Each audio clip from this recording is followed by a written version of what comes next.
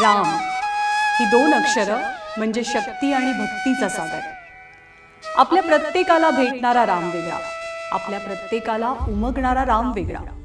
रामाप्रती आपल्या प्रत्येकाची भक्तीही वेगळी, रामाचरणी आपली प्रत्येकाची निष्ठा वेगळी। त्रेतायुगातल्या पुरुषोत्तमाबद्दल आजच्या कलियुगात विचारतात की राम काय देतो, राम काय शिकवतो, राम काय सांगतो। थोडक्यात राम कोण होता।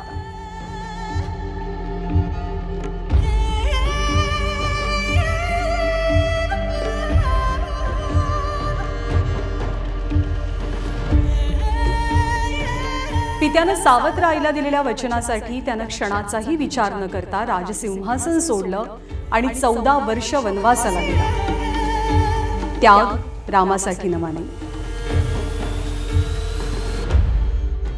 अयोध्येचा राजा आणि हिंदूंचा प्रेरणास्त्रोत असलेला राम गेली हजारो वर्ष या भूमीला कित्येक पिढ्यांना धीर, धैर्य, संयम, प्रेम, माया, भक्ती, विश्वास, आस्था आणि ऊर्जा देत राहिला। संघटन कौशल्याचं वेळ पडली तर धनुष्य हाती घेण्याचं महत्त्व शिकवत राहिला, कारण तो राजा राम होता। परकीय आक्रमकांनी त्याच्या जन्मस्थानाची विटंबना केली तरी तो 500 वर्ष शांत होता, निश्चल होता, कारण तो राजा राम होता।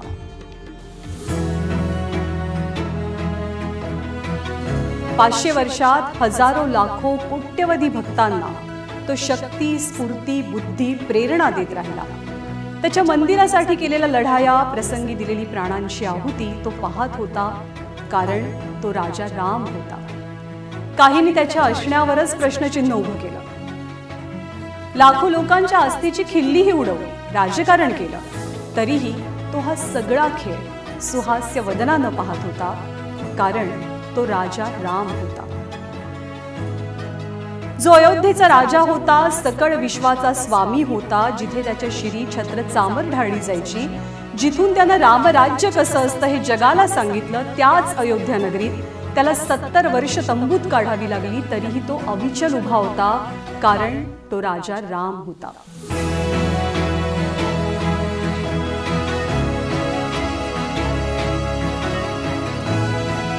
ही सगळी प्रतीक्षा, हा सगळा त्रास, हा सगळा वनवास आता संपतोय।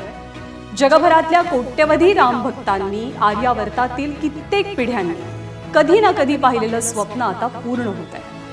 काही दशकांपूर्वी फक्त आणि फक्त अशक्यप्राय वाटणारी, कल्पनेच्या पलीकडे वाटणारी गोष्ट घडते। रामललाचं त्याच्या जन्मस्थानी आगमन होतंय।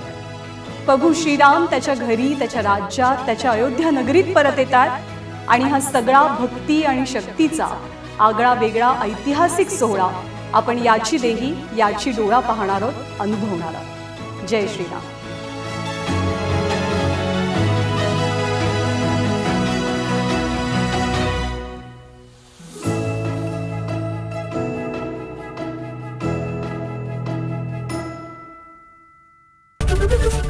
एबीपी माझा, उघडा डोळे बघा नीट।